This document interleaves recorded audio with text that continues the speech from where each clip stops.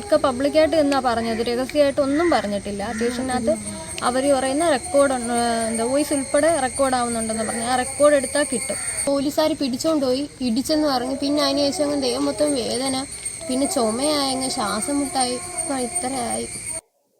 കുണ്ടറയിൽ police കസ്റ്റഡിയിലെടുത്ത് വിട്ടയച്ച യുവാവ് ചികിത്സയിലിരിക്കെ മരണമടഞ്ഞു. കുണ്ടറ സൊസൈറ്റി മുക്ക് സ്വദേശി സിയാദാണ് മരിച്ചത്. തിരുവനന്തപുരം മെഡിക്കൽ കോളേജിൽ ചികിത്സയിൽ ഇരിക്കെയായിരുന്നു മരണം.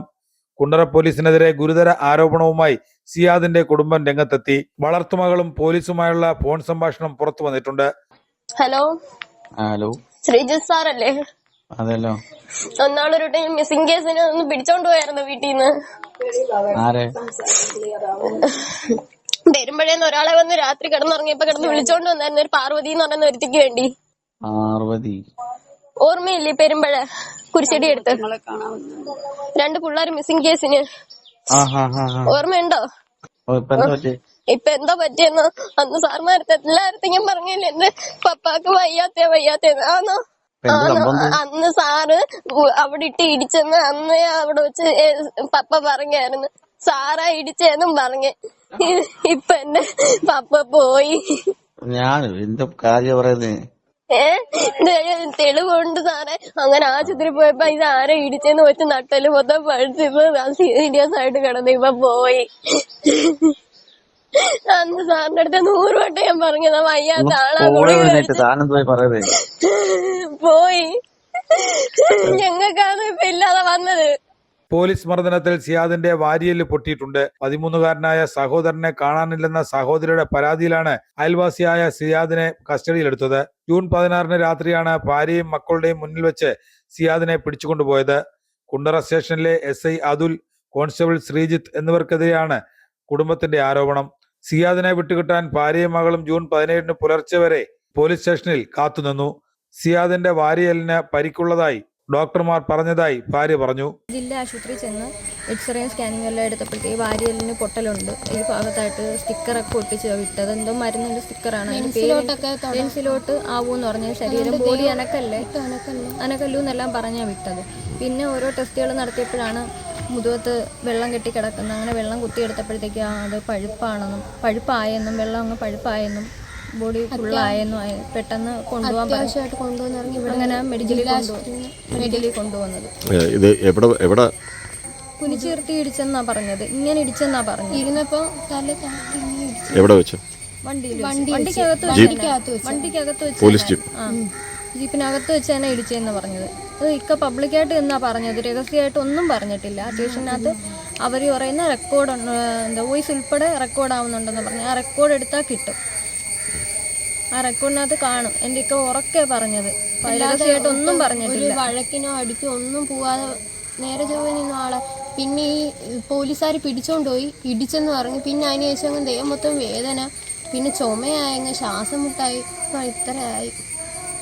ഇന്ന് രാത്രി വീട്ടിൽ വന്നപ്പോഴേ ഞാൻ പറഞ്ഞതാ, പപ്പാക്കൊട്ടും വയ്യാത്ത ആളാ, ഒന്നും ചെയ്യല്ലേ, പിന്നെ എന്തുവാ ഗുളിക കഴിച്ചിട്ട് കിടക്കുക എന്നൊക്കെ ഞാൻ പറഞ്ഞിട്ടുണ്ടായിരുന്നു. അന്ന് ഞാൻ പോലീസ് സ്റ്റേഷനിൽ ചെന്നപ്പോഴും അതിൽ സാർ അന്ന് എന്നെ അങ്ങോട്ട് വിളിച്ച് സംസാരിക്കുകയൊക്കെ ചെയ്തായിരുന്നു. പപ്പാക്ക് ഇങ്ങനെ വല്ല ദുശീലങ്ങളൊക്കെ ഉണ്ടോ എന്നൊക്കെ തിരക്കിയായിരുന്നു. എന്നിട്ട് പറഞ്ഞില്ലെന്ന് തന്നെ പറഞ്ഞിരുന്നു.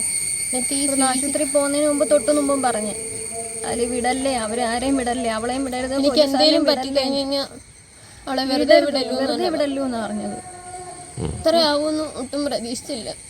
ഇപ്പൊ ഞങ്ങൾക്ക് ആരും ഇല്ലാതായി. ഇന്നലെ പിന്നെ പോലീസുകാരെ വിളിച്ചപ്പോ അയാൾക്ക് അറിഞ്ഞുകൂടാ രീതിയാ സംസാരിക്കുന്നത്. അന്നേ ഞാൻ പറഞ്ഞില്ലേ പപ്പാക്ക് വയ്യാത്തത്, ഗുളിക കഴിക്കുന്ന ഒരാളാ, ഒന്നും ചെയ്യില്ല. എന്നേരം പറഞ്ഞു ഇയാൾ എന്തോ ഈ പറയുന്നതെന്നൊക്കെയാണ് ചോദിക്കുന്നത്. അയാൾക്ക് അറിഞ്ഞുകൂടെന്ന്. പാർവതി എന്ന് പറയുന്ന പാർവതി അറിയാവോ? അവള് വന്ന കള്ളക്കേസിന് മേളിലല്ലേ വന്നേന്ന് പറഞ്ഞു. പാർവതി പറഞ്ഞിട്ടുണ്ട് ഇടിച്ചിട്ടുണ്ടെന്ന് പറഞ്ഞിട്ടുണ്ട്. തള്ളയും കൂടെ വിളിച്ചു പറഞ്ഞായിരുന്നു. ഞാനും ഇക്കായും കൂടെ പോയി തിരക്കിയത്. അന്നേരം ഞാൻ പാർവതി ഇങ്ങനെ ഇക്കായി ഇടിപ്പിച്ച് എന്തിനടിയെന്ന് ചോദിച്ചപ്പം പറഞ്ഞു. പാർവതിയും പറഞ്ഞ് ചിരിച്ചെന്ന് പറഞ്ഞ്. ആ കൊച്ച് ആ വണ്ടി ജീപ്പിനകത്തിരുന്ന് 12 മണിക്ക് ജീപ്പിനകത്തുണ്ടായിരുന്നു ആ കൊച്ച്. അന്നേരം ആ കൊച്ച് ഇരുന്ന് ചിരിക്കുന്ന കണ്ടെന്ന് പറഞ്ഞു. അന്ന് ജൂൺ 16 ഒരു 12 മണി കഴിഞ്ഞാണ് അന്നേരം ഒരു മിസ്സിംഗ് കേസ് എന്ന് പറഞ്ഞാണ് പിടിച്ചോണ്ട് പോകുന്നത് വീട്ടിൽ നിന്ന്. എന്നിട്ട് കോവിലുമൊക്കെ അങ്ങോട്ട് തിരിഞ്ഞപ്പോഴത്തേക്ക് വണ്ടി നിർത്തിയെന്നോ അങ്ങനെ എന്താ പറഞ്ഞു ഇടിക്കുകയൊക്കെ ചെയ്തെന്ന് പറഞ്ഞു. മുഖത്ത് നല്ല അണക്കം ഇടിച്ച് നിർത്തിയില്ലെന്ന് പറഞ്ഞു. ശ്രീജിത്ത് എന്ന് പറയുന്ന പോലീസാണ് ഇടിച്ചതെന്ന് ഞങ്ങളടുത്ത് പറഞ്ഞു. അത് സ്റ്റേഷനിൽ വെച്ചല്ലായിരുന്നു ആദ്യം പറയുന്നത്. ഞങ്ങളന്നേരം വണ്ടി കാത്ത് നിൽക്കുമ്പോൾ ഉണ്ട് ഞങ്ങളെ പപ്പാടെ ഫോണിൽ നിന്ന് ഒരു കോള് വരുന്നു. അങ്ങനെ എടുത്തപ്പോൾ ഉണ്ട് പറയുന്നത് അമ്മ ചോദിച്ച് എന്തിനാ പിടിച്ചോണ്ട് പോയെന്നൊക്കെ തിരക്കിയായിരുന്നു. തിരക്കേൻ്റെ കൂട്ടത്തിൽ പറഞ്ഞ് എന്നെ ഇങ്ങനെ പോലീസുകാർ ഇടിച്ച് ഇനി ഇടിക്കൂന്ന് പറഞ്ഞ് റിമാൻഡ് ചെയ്യുമെന്ന് പറഞ്ഞു. വേഗം വാടി എന്ന് പറയുകയും ചെയ്തമ്മേ. അന്നേരം അമ്മ പറഞ്ഞു ഇതാ വരുന്ന പേടിക്കേണ്ടതാ വരുവാന്ന് പറഞ്ഞു. സ്റ്റേഷനിൽ വെച്ച് ഇതേക്ക് പറഞ്ഞു ഇക്കായി ഇടിച്ചെന്ന് പറഞ്ഞു. പബ്ലിക്കായിട്ട് നിന്നാ പറഞ്ഞേ. പിറ്റേന്ന് കൊച്ചിനെ കിട്ടി. പിറ്റേന്ന് വൈകിട്ട് 4 മണിയായപ്പോൾ കൊച്ചിനെ കിട്ടി. ആ കൊച്ചും വന്ന് ഇക്കായെ കെട്ടിപ്പിടിച്ച് കരച്ചിലായിരുന്നു. അന്നേരം ഇതേണക്ക് കൊച്ചിൻ്റെ അടുത്തും പറഞ്ഞ് എന്താ അതിൽ സാറ് തന്നെ പറഞ്ഞു സിയാദ് മോനെ കാരണം ഇടിക്കുകയും ചെയ്ത് പിടിച്ചോണ്ട് വരികയും ചെയ്ത് രാത്രി എന്ന് പറഞ്ഞു. അന്നേരം അത് കഴിഞ്ഞപ്പോൾ ഇക്കായും കയറി ചോദിച്ചു സാറേ എന്നെ എന്തിനായിരുന്നു ഇടിച്ചത് എന്ന് സ്റ്റേഷനിനകത്ത് നിന്നുകൊണ്ടാണ് ഇക്ക ചോദിക്കുന്നത്. പിന്നെ അത് കഴിഞ്ഞും ഇക്ക വെളിയിൽ നിന്നുകൊണ്ട് പറഞ്ഞു എന്നെ ഇടിച്ച് എന്തിനാന്ന് ചീത്തയും വിളിച്ചിട്ടാണ് പറഞ്ഞത്. എന്നെ ചീത്ത വിളിച്ചിട്ടാണ് പറഞ്ഞത്. എന്നെ എന്തിനാ ഇടിച്ചതെന്ന് എനിക്ക് അറിയണം. ഞാൻ ഒരു തെറ്റ് ചെയ്തിട്ടില്ല എന്ന് പറയുകയും ചെയ്തു. എൻ്റെ ഇക്കായ പോലീസുകാർ ഇടിച്ചത് തന്നെ, വേറെ ഒന്നുമല്ല. എൻ്റെ ഇക്കാക്ക് ഒരു അസുഖം വേറെ ഒന്നുമില്ല, ഫിക്സ് വരുമെന്നേ.